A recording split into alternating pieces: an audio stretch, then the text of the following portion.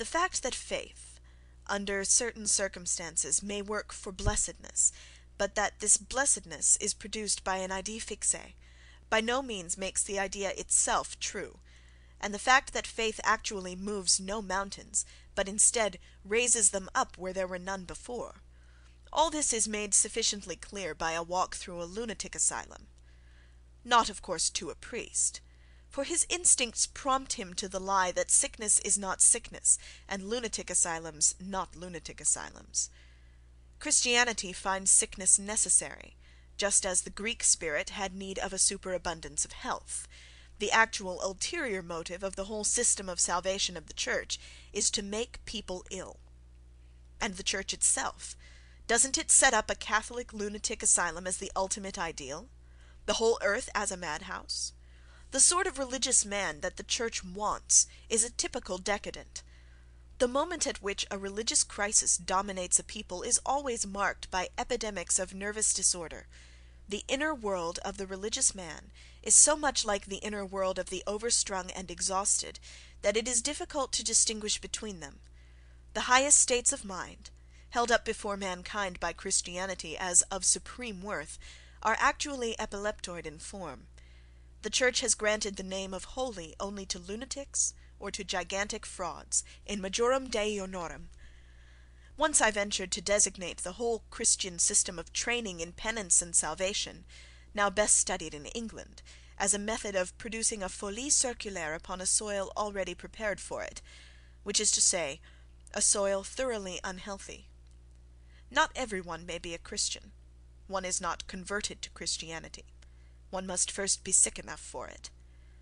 We others, who have the courage for health and likewise for contempt, we may well despise a religion that teaches misunderstanding of the body, that refuses to rid itself of superstition about the soul, that makes a virtue of insufficient nourishment, that combats health as a sort of enemy, devil, temptation, that persuades itself that it is possible to carry about a perfect soul in a cadaver of a body, and that to this end had to devise for itself a new concept of perfection, a pale, sickly, idiotically ecstatic state of existence, so-called holiness, a holiness that is itself merely a series of symptoms of an impoverished, enervated, and incurably disordered body.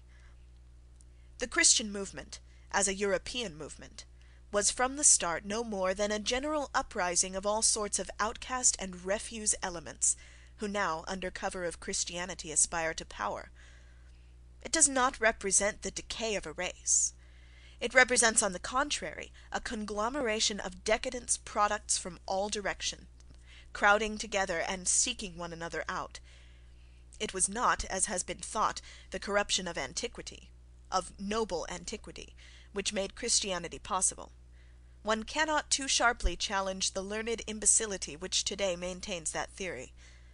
At the time when the sick and rotten Chandala classes in the whole imperium were Christianized, the contrary type, the nobility, reached its finest and ripest development. The majority became master. Democracy, with its Christian instincts, triumphed. Christianity was not national. It was not based on race. It applied to all the varieties of men disinherited by life. It had its allies everywhere.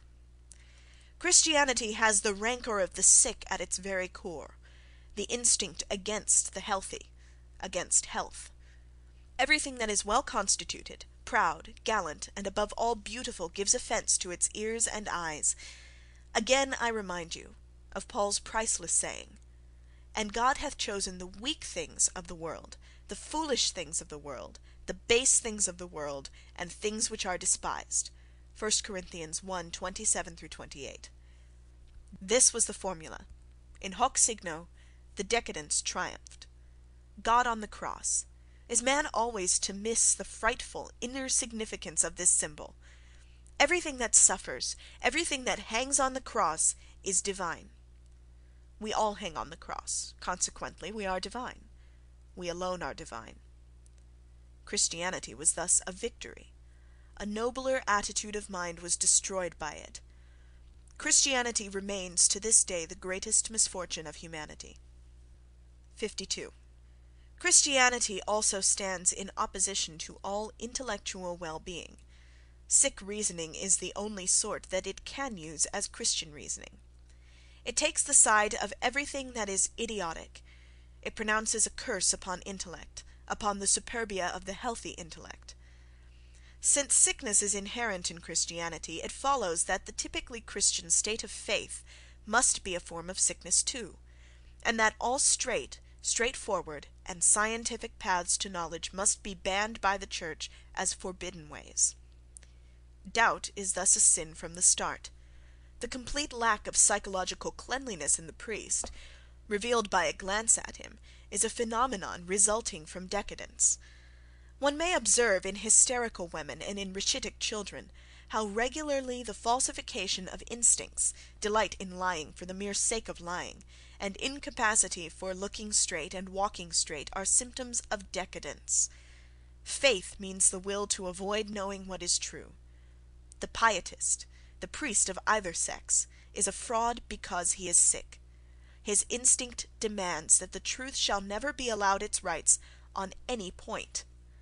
Whatever makes for illness is good; whatever issues from abundance, from superabundance, from power, is evil. So argues the believer. The impulse to lie—it is by this that I recognize every foreordained theologian. Another characteristic of the theologian is his unfitness for philology. What I mean here by philology is, in a general sense, the art of reading with profit, the capacity for absorbing facts without interpreting them falsely, and without losing caution, patience, and subtlety in the effort to understand them. Philology as ephexis, that is, skepticism in interpretation, whether one be dealing with books, with newspaper reports, with the most fateful events, or with weather statistics, not to mention the salvation of the soul. The way in which a theologian, whether in Berlin or in Rome, is ready to explain, say, a passage of Scripture, or an experience, or a victory by the national army, by turning upon it the high illumination of the Psalms of David, is always so daring that it is enough to make a philologian run up a wall.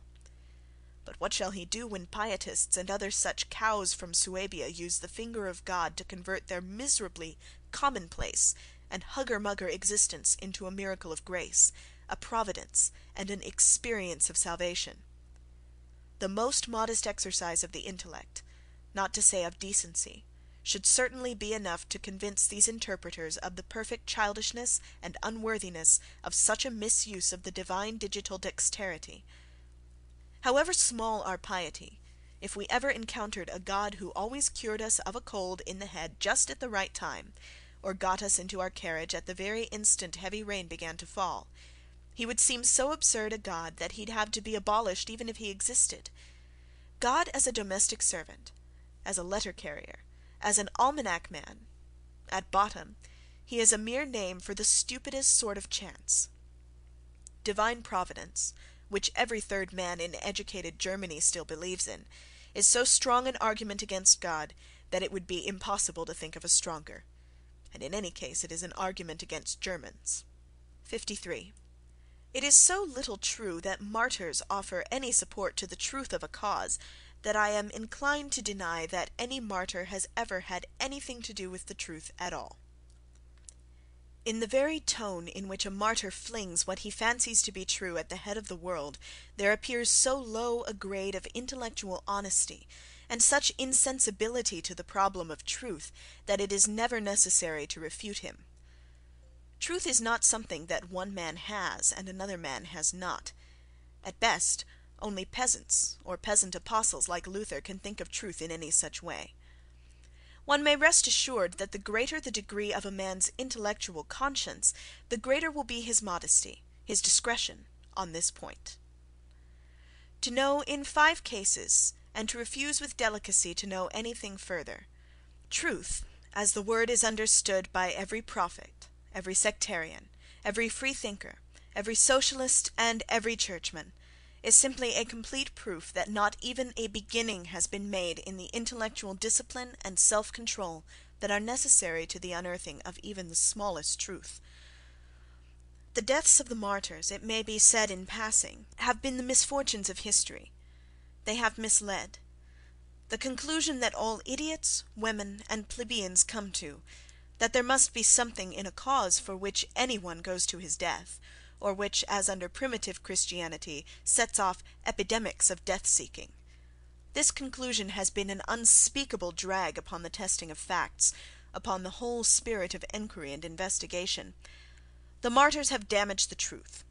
Even to this day the crude fact of persecution is enough to give an honourable name to the most empty sort of sectarianism.